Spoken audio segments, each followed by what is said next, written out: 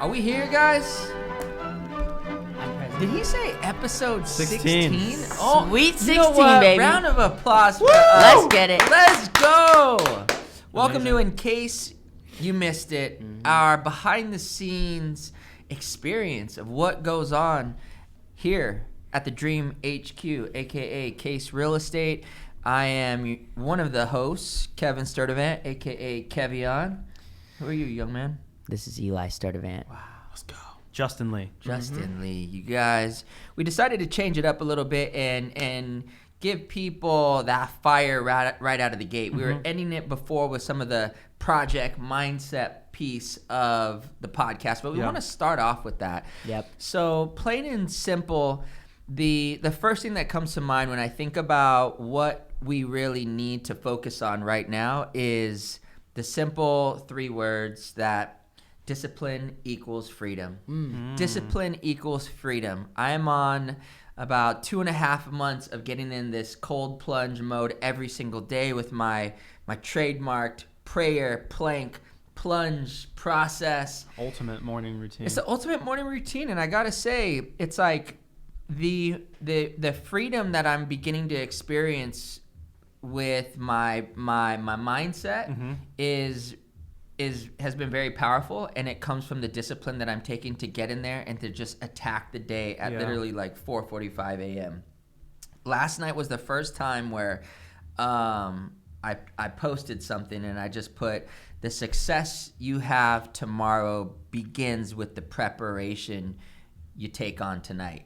Right? The success you have tomorrow begins with the preparation that you take on tonight. Yep. And I was like just getting the environment ready for this morning, and it was really weird. It was like 9 at night, and I'm like, I can't wait to get up in here at 4:45 in the morning. It's getting cold though, huh? It is getting Now cold. It's a different season for cold plunge now. And so I just want to encourage everybody to think about, like, what are the things that you need to take on in these first 3 equities: mind, body, and spirit. Yeah. Right? So mindset is your affirmations, the books that you're reading, Your mental. Your mental, right? Like, I think you have to be aware of, how is my mind, right? Like, that's kind of a funny thing to say, right? But like, that's very real. Like, to have strong mental health is so crucial, because you can, I think being in great shape and obviously having a strong state of mind goes hand in hand. Absolutely. But I think if you're also not paying attention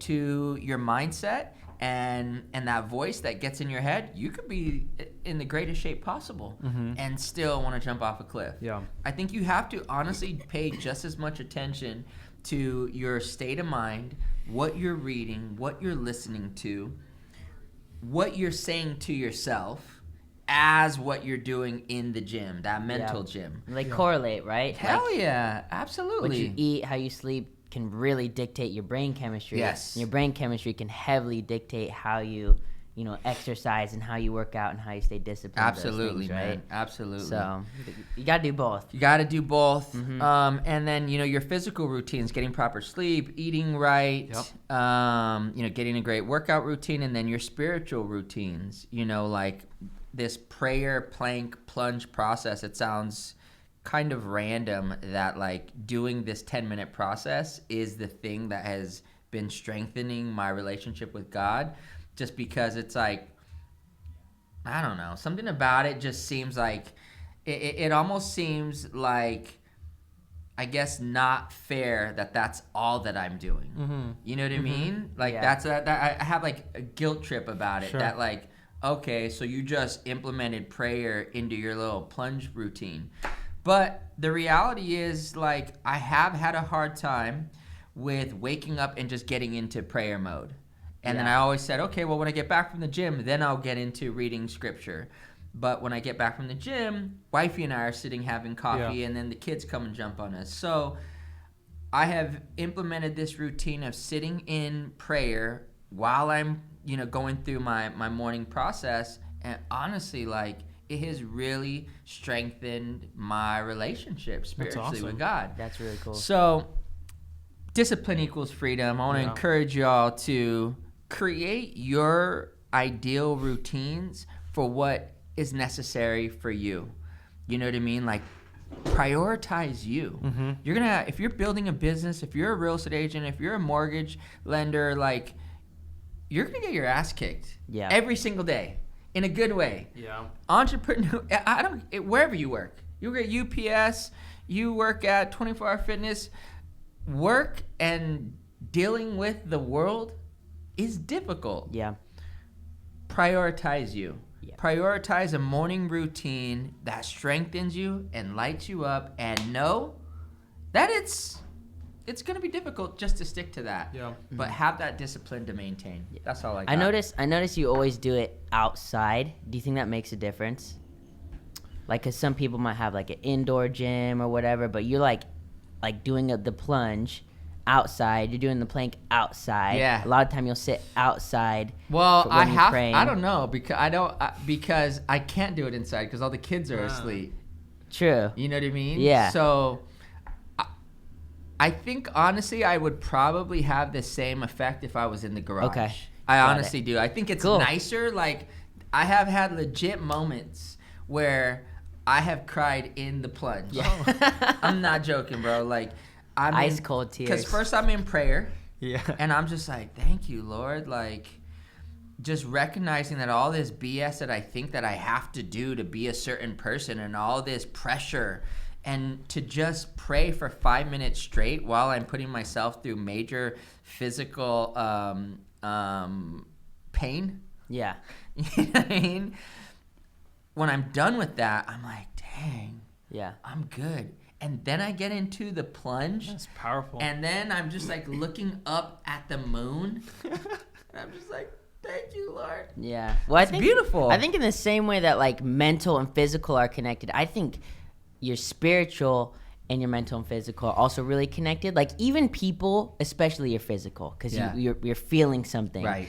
Like, even people who aren't spiritual at all, if they're going through something like physically insane, like they're climbing Mount Everest and they're an atheist or whatever, you're gonna pray to somebody. Most people start praying to somebody. Like, they realize like, I need a higher power, because you're struggling. You're like really trying to grasp for something. Right. So it's kind of forces you to be there. That's cool. Yeah, you get what I'm saying though, about how I feel like it's kind of like lame that okay, I'm good. I'm getting because I started plunging. That's how my relationship with God strengthened. You get what I'm saying? I get that. I think it's like it's a value thing. You got to really evaluate on your own of like, okay, how valuable is this time to me? Like, are you giving God the same amount of time that you would be like scrolling on Instagram? Like, but that time in the morning is your most definitely 50 minutes a week. And 200 minutes a month that I was not doing before. Here's what I will tell you about that. Since I've been in deep prayer every single morning like this, I'm seeking him more. So like now on Tuesdays, guess what just magically manifested? We have a legit Bible study with Courtney and C's and Jay. You know what I mean? Yeah, so I don't think it's lame at all. I think what you're doing too is you're starting your day off with that. And now you're going through that perspective in your spiritual relationship is the whole day. So it's like you're dedicating your day to God. It's not just like, oh, you get this little few minutes. It's like, no, I'm going to start my day off right, and we're going to be connected. That's awesome. Yeah, well, hey, what a profound way to start a real estate podcast. Let's talk about This is what we do. houses. Should we talk about houses? Some interest rates. Well, listen, do you want to go into this first, or do you want to bring in our special guest first? We can do special guests. You want to do special guests? Yeah. You guys got some notes. I just want to make a round of applause for Justin and Eli with the notes. I told them last week, I'm like, look, I'm doing the coaching program. We're doing this whole thing for free for the whole planet. I don't have a lot of additional brain space right now. I need your guys' help. And you guys came correct. Look at all these. How many pages of notes did you write, man? Whole essay. Wow. So I wrote it in pen. No chat GPT. No chat GPT. I love it. So before we get into all these great percentages you guys have, let's go ahead and bring on our special guest. Let's go. So in just a moment here, we're gonna bring him on. My dude Darren McClellan. Here is what's really rad about this. Darren I have known since way back in the day when I was living out in the San Gabriel Valley. I had just sold Jonas's house. It was my first $1 million sale ever. Wow. It was 2009. And then Jonas referred me his best friend, a teacher. His name was Matt Sheridan. And Matt was a teacher, so his budget was like $600,000. And we're looking in, places like Mission Viejo and other areas. And all of a sudden we see something in Laguna Beach for under $600,000 with an ocean view. And the listing agent at that time was my dude Darren. Oh. And I didn't know Darren at the time. I just remember being like, oh my gosh, can I really make this happen? I gotta hand deliver the offer. That was like a high price point for you at the time. Oh, dude, for sure. My average price sale was probably $450 back then. Wow, Top so of the world? 600 was like... It was just off of Nyes on the corner of Balboa. Oh. And I won't say where exactly where it was for my very exclusive clients' privacy. But, yeah, dude. Sick. Under 600. So let's invite my dude Darren to the show. Let's go, Darren. Woo! Let's go. What's up, bro? What's up, guys? Dude, thanks for hanging with us, Yeah. man. Absolutely. You remember that deal? Bringing me back right now. I can't So believe you were it. doing real estate then. So did you get into real estate first and then mortgages, or tell us the story? Yeah, background. So I've been licensed for, long time, 22 years. What's up, What year everybody? were you licensed? Like 2001. Oh, wow. Wow.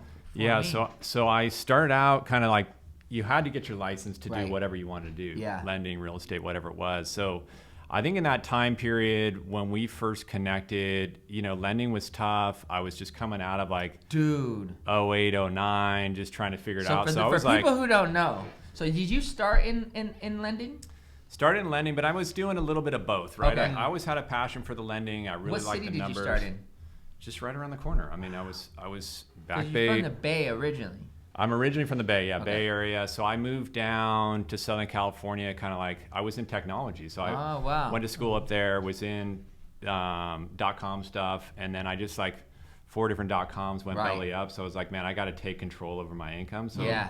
how am I going to do it? So I got into lending and real Okay. estate. Both my folks are in real estate. They were Awesome, man. in commercial real estate. So anyway, so long story short, I got in the business, started getting mentored, Right. and then you and I synced up. I mean, So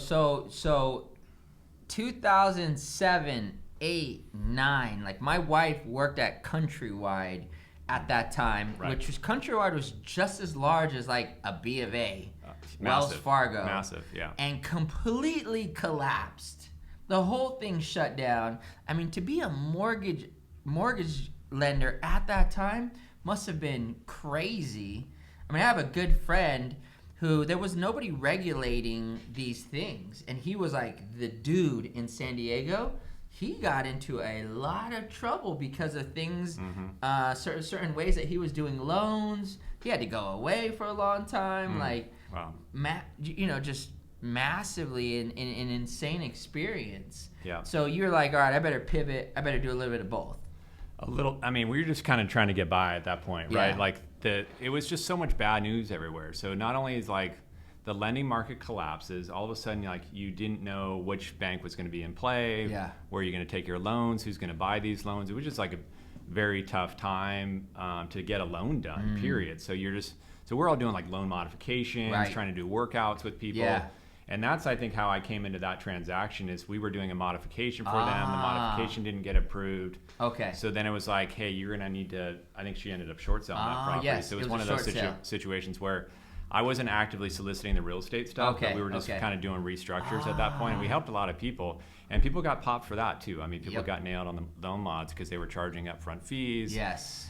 Fortunately, I've just never, taken a lot of risk in Right. some of those sectors, so I've avoided a lot of that. But yeah, I mean, people were making decisions, and the ecosystem allowed for it, right? Like Right. you could do that at the time. There wasn't a lot of regulation. It was Yeah. all before Dodd-Frank and all the heavy regulation that So came in. you have a great perspective, man, because you were in real estate before. I'm sure you were really successful doing a ton. 2003, I didn't start selling under my name until 2004. So were you killing it 2004, 5, 6, and then all of a sudden everything just went to crap? I was doing good. I mean, I was kind of cruisy. I was a little bit like a lifestyle guy. Okay. I would just I was making $20,000 a month. I was surfing in the morning. Yeah. Living in my duplex. I mean, I just didn't have a care in the Right, world. It was so and I was not chasing the subprime deals. I was just doing loans for friends and family and whatever, and meeting real estate agents, kind of like the typical thing. But I wasn't I wasn't as dialed in as we are today, right? I didn't have as much system. I was kind of taking apps. Yeah. You could get anybody a loan. Literally, if you could fog a mirror, it could get you a home loan. We were doing loans for guys real. that worked at Benihana. Yes. Buying multiple houses. I did some deals with some very interesting people for sure. in 2004, 5, and 6. For sure. Yeah, stated income. So it's how much do you make? Well, I make this much. Okay, put that on the piece of paper. Yeah, well, literally it's hey, how much do you need to show to qualify for this house? Yeah. Oh, that sounds realistic. You make a lot of tips. Oh, so you're making $10,000 a month in tips? Okay, that's there you go. Write it down on the app. It was totally this stuff. It was pretty wild. Oh my god. Very different dynamic today. Yeah. I mean, it couldn't be more. Hey, we made it, dude. We're still here. We did. We're still here. I can't believe. So I did some deals with you, or that was that first deal. I remember doing some stuff with Tim Smith, who's another big agent in this market, doing his personal loans. You guys have just exploded, man. I'm so proud of the work and the accomplishments that you guys have had. Awesome. And it's if you stay in the game long enough, anything's possible. Yeah, I'm a 22-year overnight success. That's right. Everybody thinks it's overnight. It's no, man. That's years of grinding it out. Just stick with it. But you know what? I think you have to love it. I go back, even from when we did that deal, I did some digging, and I found a video that I produced with my brother and another friend on the story of that deal. And it shows the guy. We were must have been the first real estate people to ever put something on YouTube, but it's it shows the guy, and he puts the needle on the record on his turntable, then he gets on his scooter, then he cruises up to the house. I've always loved the kind of storytelling side of real estate. And I think aside from what we're going to talk about, I think it's so much about find your angle. Are you the data guy? Are you the storytelling person? You think about Tim and his videos, it's very groundbreaking with the way that he's done his videos of creating actors. He rapped in one video. He actually said a rap in a video. Believe it or me how to not. Duffy. Yeah, he was not that bad. I don't think he wrote it. That's why it worked. It was that's why it worked. I mean, your most that video. You know what I'm talking about, with the 100%. strawberries and the whipped cream. That had to be your most watched video. That was definitely groundbreaking. Do you know how many views you got? I on have that no thing? idea. I have no idea. I sent that to so many people. How come you didn't do more funny, because it went from information. All of a sudden, there's this video, and he's just there's heavy info, and all of a sudden, he's it shows him. I think you might have your shirt off. It was a bathrobe, so it was a little bit. Okay, he's got a bathrobe on, and he's if you want to have more sex, I'm going to show. And then he just drops all these facts about real estate. Has nothing to do with sex at all. But he's holding some whipped cream and some strawberries and talking about interest rates. That's so funny. It's hilarious. Recently? That was probably a year and a half ago. We didn't do more videos. I don't know. We may have to bring that back. I mean, we've definitely experimented a lot on social. Because you must have saw very clear, oh damn, this one's getting way more than anything else. It was definitely an agent. That was teaching agents how to have more transactions, and it was definitely agent centric. Okay. It's so interesting though. I was thinking about you as I was getting ready to meet up today, and you're such an exceptional storyteller. As I think about your brand, what you guys have created, your ability to tell the consumer journey, to do that storytelling, it's literally crazy you mention it, because that's how I see you as an incredible storyteller. You're able to create that vision for the client. Thank you. And that's definitely a God-given talent, if you will. Thank you, bro. It's a unique skill set, and not everybody does that. So it's powerful.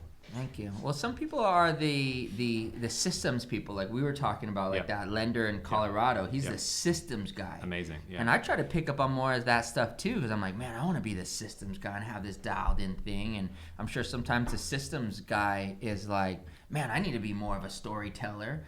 And I think that's really why we started this podcast, because we have some skill sets that we'd like to share and teach and just create this forum. I think the future of social media is simply telling what you do and like utilizing the tools that are out there, Instagram, podcasts, to share something. If you're passionate about it and you're not doing it for some weird agenda, I think it'll pop off. I think it'll start to work. So I think what worked about the strawberry one is it triggered some emotion, you know, and I think that's the one thing that with social is, it's the hardest part is like, how do I create a feeling on the other end of the camera? How do I let my feeling come through? But also how do I engage and how do I create an emotional response? Because I think that's the miss on social is a lot of people flex, a lot of people, you have to somehow be able to get, like, that's the content that performs and works. So I'm always fascinated with like, how do we do that? What's the best way to, and storytelling is an incredible way to do it, right? Because you can create the hero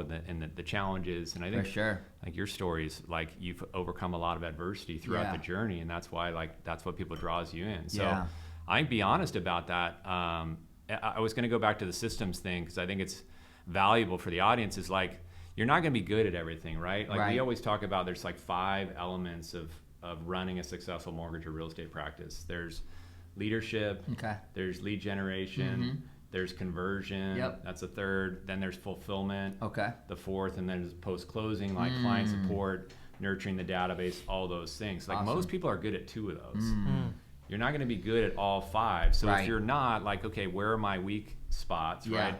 And then how do I find teammates that can support me in those areas? So if you're trying to build out, like, if you know you're really good at lead generation, lead conversion, like, okay, then I'm going to focus there. Most salespeople, that's where they excel, and maybe they're not so strong in those other areas. So you got to find those, like, those people that maybe are a little more introverted, less salesy, more attention to detail.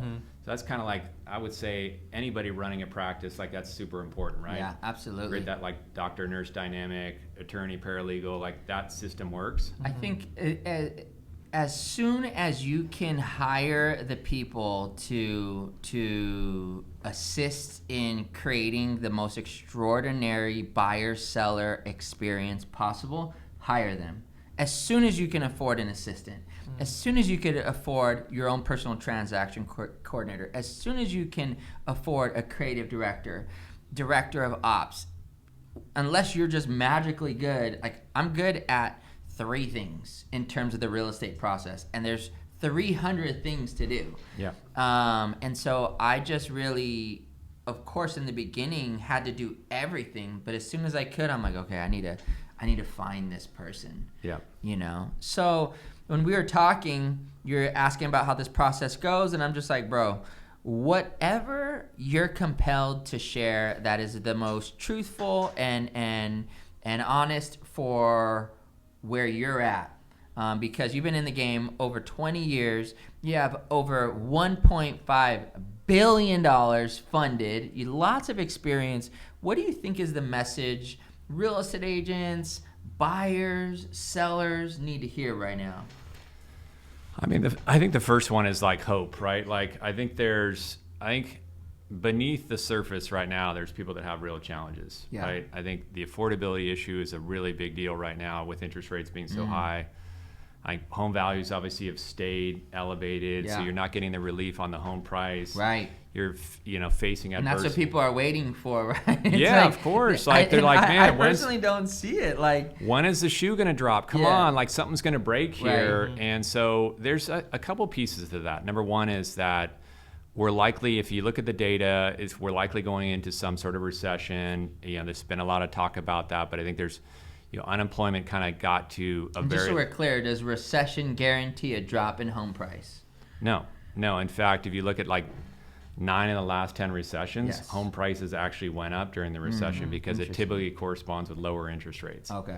So the only time we had the recession in the real estate market was when we had the Great Recession.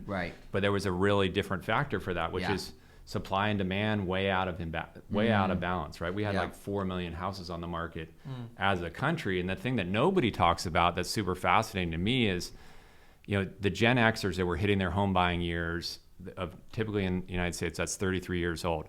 There was a dip in babies born 33 years earlier.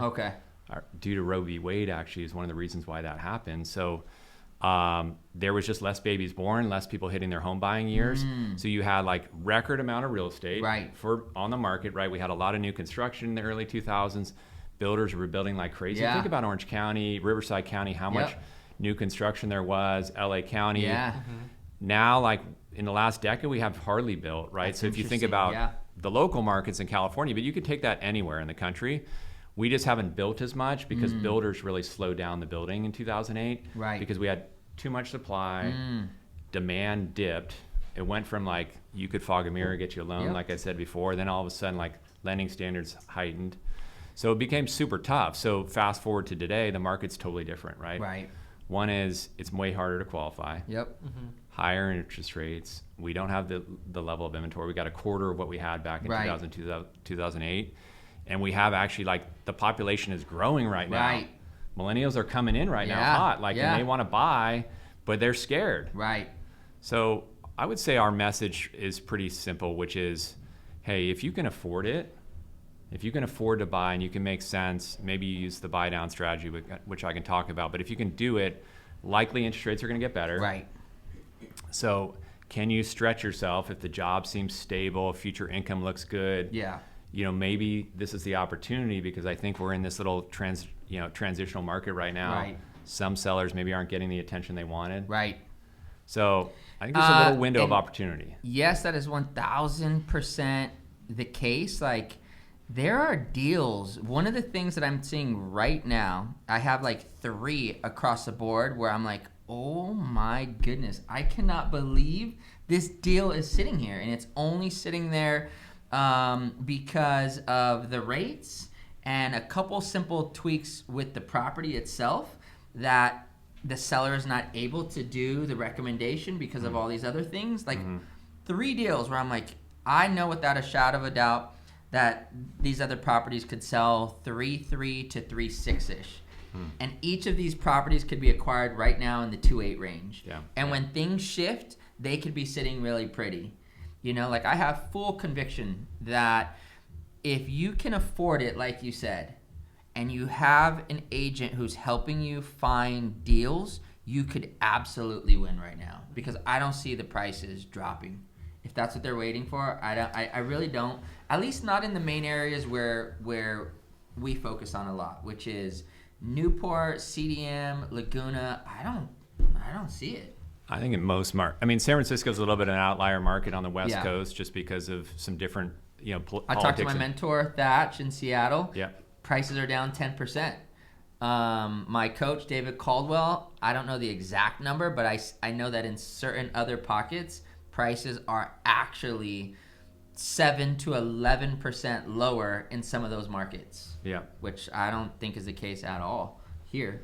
Yeah, I don't think so. I mean, and I think that might be like, you got to look at the data. I think people get lost because they look at, most people look at things from a narrow perspective, from their own perspective in their own backyard.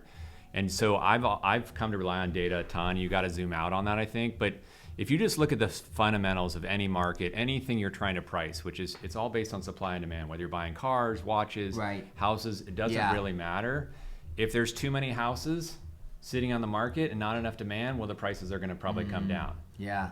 And the opposite is true, which we saw during the pandemic, right? Not enough houses, crazy demand, escalated by low interest rates. So right now you see like supply is kind of staying steady. Yes. Typically we get the seasonal roll off, after Thanksgiving, stuff just starts falling off the market. Right. So you have that already, but then I think, it's just the demand piece. People are like, man, this doesn't make sense. Why do I want to borrow money at 8%? Right. So our conversation is, hey, you don't necessarily need to. Like, let's explore the buy down. This is your window to negotiate. So the nuts and bolts of the buy down. Let's pause for one quick second. Do you need to change anything? And we'll start off with the nuts and bolts of the buy down. Yo, Gab Doggy.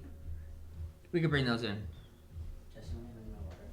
We're running long. Are we all right? Yeah, I'm going to just text. Blah, blah, blah. Yo, sir. Let me just text. Are these your famous ginger shots? I saw you guys doing that the other day. We gotta do it. Oh, what did you do to us, bro? You trying to kill us? Black pepper in these too. Candy. May need to be closer to 2. And I'll bring this in for landing quick, just so you know. So. We got a water too. No, Jason. All right. Thank you, bro. Thanks a lot. appreciate it. All right, go ahead and open these up. Eli will be engaged with this, because they're hard to open. So we'll take. I'm not drinking this whole thing while we're in here. Why? Dude, Too much? these are not. Go ahead. Okay, so Wait, we how on. much? Wait. How much are you drinking right now? Let's just He drink the- said let's he's gonna just- drink the let's just whole drink the thing. whole thing. Let's just Are we drink back the on? We whole- recording? Hey, set me we up just for, we just set, had some set me up for success here. some What are we getting into? waters and ginger shots delivered. Shout out to Gavin Price. I say we drink the whole thing. This isn't that like the hot chicken thing they do. Like, Darren am I gonna is be all here. right? He's claiming that he's not gonna have a problem drinking this whole thing. I'm super got nervous. that, bro. I'm Nah, super, it's all super good. nervous. Eli, let's go ahead and try this. Let's go.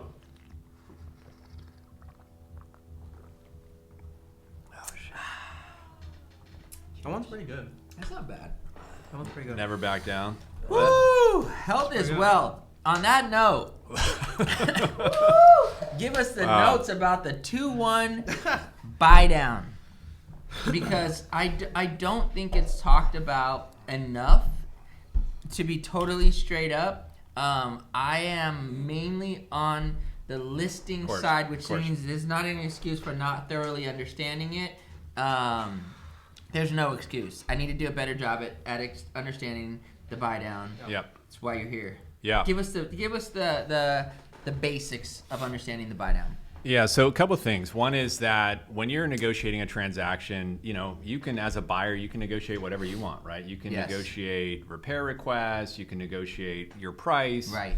You can also negotiate credits for Yes. things like what they're called like interested party contributions, IPCs. Okay. And those can range depending on the loan product. You can get up to like on some loans like 9% credit for something potentially as used as like a buy down. So, Okay.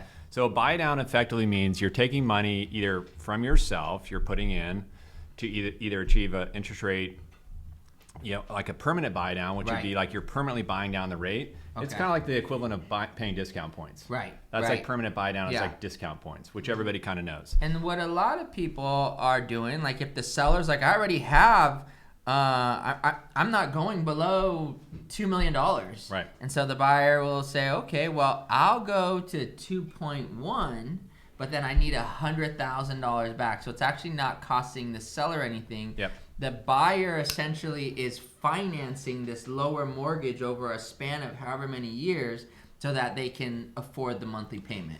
Yeah, my favorite right now, I would say, in the conventional and the jumbo space is that 3-2-1 buy down. 3-2-1 So effectively, buy down. you're getting your rate lower by, and you can actually pair, like the Jedi move sometimes is combining a permanent and a temporary buy down. But let Okay. me just break it down simply. So effectively, you're getting in the 3-2-1 buy down, your rate is lower by 3% in year 1, 2% lower in year 2, and 1% lower in year 3. So let's 3% lower? Yeah, So that means the first year is going to be at a 5%. Yeah, maybe even in the mid 4s, So your year 1 payment is super manageable, and the best part about it is So first question, how much does it cost to get a 3-2-1 buy down? so it's all a function of the savings that's created. Okay. So it's really dollar for dollar. So let's say you're saving $2,000 a month Yes. on the mortgage payment. So Okay. we're going to use simple math.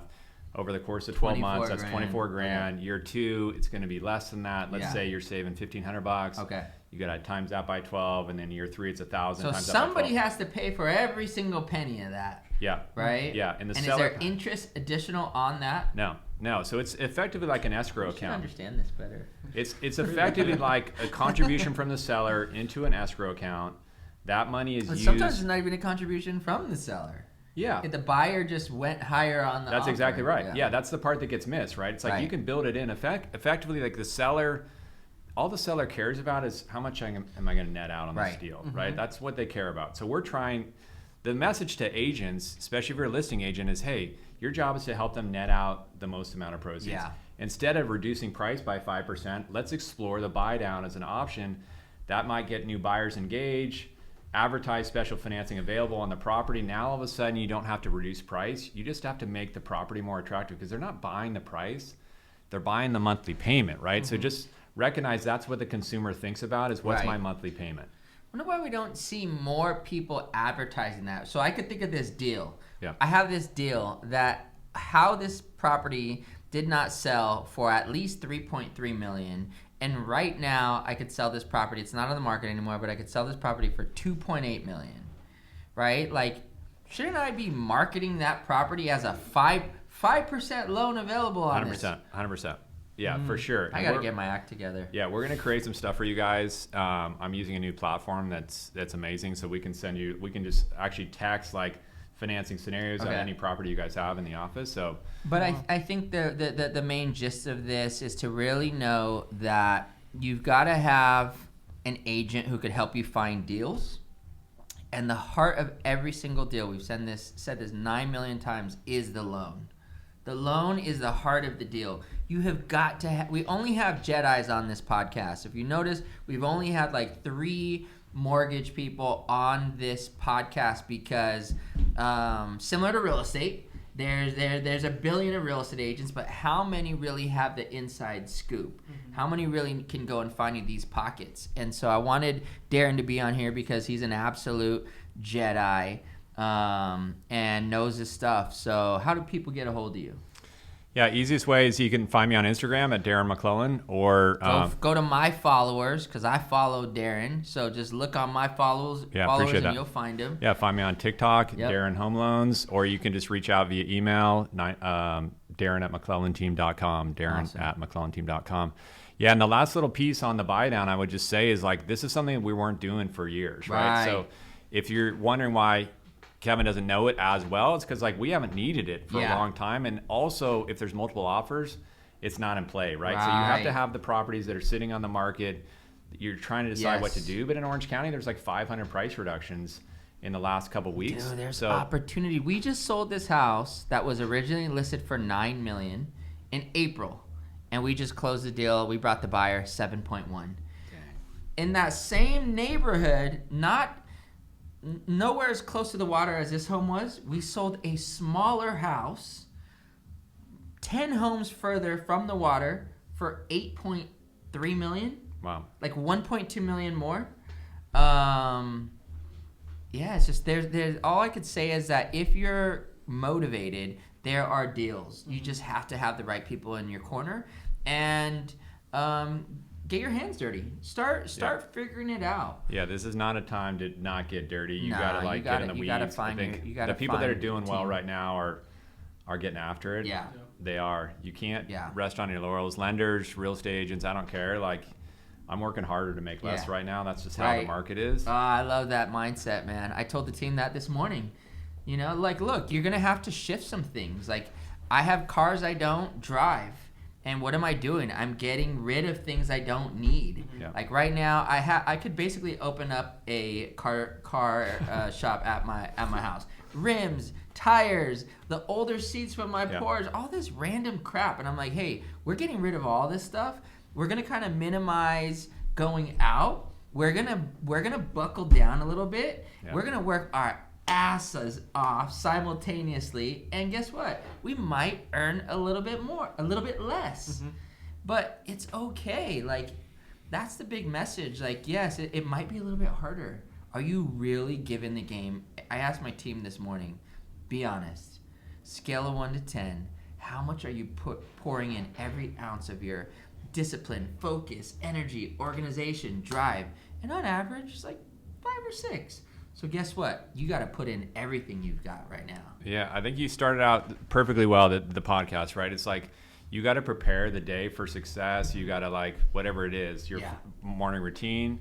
Right now, it's like battle time. Like every day is preparation for battle. And you got to like, if you want to win through this season, you're going to have to do more. There's 100%. Just no two getting around it. Yeah. Even OGs like, man, now you got to go, if you're a lender, you got to compete with guys like me who've been around. Like, dude, I'm gonna outwork you. Like, better watch out. Like, I'm in grind mode right now. I'm okay with it. That's awesome, man. I love it, bro. Well, thanks you guys for having me on. Thank you for being on the grateful. show. Make some noise for Darren McClellan. Let's go. Thanks you guys. Appreciate you guys. Dude, thank you, bro. Yeah. Appreciate you being here. Thank you. Thanks you guys. Heck yeah, dude. Let's go. Give it up, man. Okay, Darren is a man. He's a beast. We went so over all of Eli's notes. I feel horrible. But I mean, no, this guy's got a whole. I got a whole laptop, 5 terabytes of information. This is why you got to tune into the next one, though. Yeah, it's gonna be good. Because these guys honestly have some incredible data that they put together. I grilled them on us needing more data, not just coming out here and hanging out, and you guys killed it. So please tune in next week. because not only are we going to be sharing this, but we're going to be sharing our behind the scenes inside look at this whole 1 point whatever blah blah blah commission lawsuit thing. Ooh, yeah, that's a big topic right now. So that being said, we do need to finish off with some very important things. This Wednesday we have session number 2 of On the House. Oh, wow. Our global outreach to uplift and inspire basically people everywhere. We want to give everybody everything we've got to help them get to the next level in their business, in their life, and I'm super stoked. You know, I didn't know if I was just going to do one, but dude, last week was crazy. It was really cool. So I'm really grateful for the support of my team that allows me to even kind of take a break like this so that we could pour into other people. It's awesome. This Wednesday it's going to go off. Yeah. I got a very special guest, Angie Wisdom. Woo! Oh, snap. What kind of topics can people expect? Angie's to got hear? bars. Angie and I are each going to talk about our 3 biggest life hacks. The 3 things that we That's utilize valuable. in times of stress, pressure, fear, frustration. We all go through it. So how do you navigate the storm? I'm going to share my ways of navigating the storm. Angie's going to share her ways of navigating the storm. And we're going to bring it. Everybody's welcome. It's free. There isn't a thing that you have to do after this. We just want to pour into people and help people get through this season. And we're super stoked to do it. So that's awesome. Session 2, it's on the house. Let's go. Wow. On top of that. On top of that, on Saturday. I said it before. Unfollow me if you're not there. November 18th. I am so hyped. I'm about to jump out this window right now. We're having our 5th run club. And honestly, the vibe around this one is pretty cool. It's insane. Like pre-Thanksgiving. Yes. We're doing a toy drive. So if you bring a toy, you're going to get a raffle ticket. All kinds of stuff in the raffle. Yeah, we're giving away some really cool stuff. But, you know, just on top of that, like holiday season, pre-Thanksgiving run, we have a lot of people who have told us they're going to come. Dude. Yeah, so it's gonna be fun. So many It's people. going to be our biggest run event yet. Like, Yeah. And we're getting more organized. Yes. Each time we're getting a little better. It's going to be so fun. Like, We have food there? We're going to have food. We're going to let's have go. a ton of different supplement vendors, local businesses. Probably expecting like a couple hundred people at least. Yeah. So If you're a local business, hit us up also. We'd love to use this platform we have to actually push your business out there. yes. I don't care So- what the business is. Yeah, anything. So 7 a.m. on the 18th, which is this Saturday, Yep. we're going to meet at our back parking lot, which is 1804 Newport Boulevard. Yeah. And as always, we're just going to run a really chill 5K. But you're really coming to like just meet awesome people, and you start off your Saturday morning in the best way possible. Yep. Wouldn't you guys agree?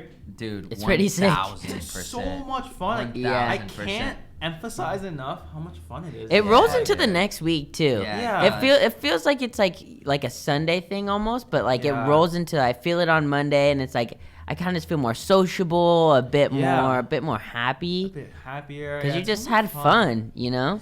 Woke up early, ran There's it like out. a gnarly group too that just charges it. I don't know what to do about you guys, and I think I'm just gonna let it be. But like this, the whole group that just goes so And ham they sprint, and they just sprint. run it twice. They lap people. Should we just let it be? Overall, though, it's a social run. Like, we have probably, I would say there are actually probably more people who don't consistently run who come to this just Yeah, for the vibes than actually people who are, like, experienced runners. So it opens up all ages. Yeah. People were asking me, like, can I Babies bring my in bike? there? Yes, bring Yeah. your kids. Bring your them on their skateboard. scooters, skateboards, Just hang out bikes. and chill afterwards. Yes, eat food, music. If you follow me and you live within like an hour radius of our office and you're not here and you don't have a birthday or something else to go to, and why would you at 7 in the morning on a Saturday? I'm just telling you right now, my perception of you and our friendship is totally going to change if you're not here. Yeah. So I'm just letting people know. Come out. Good heads up. Good heads right. up. Thank you guys for Let's tuning go. in. This was episode 16. 16. Yep. We love y'all. Wish you the best. Hope to see you on Wednesday on Zoom. See you again on Saturday at the Run Club. Make some noise. Let's go. Let's go. We're out.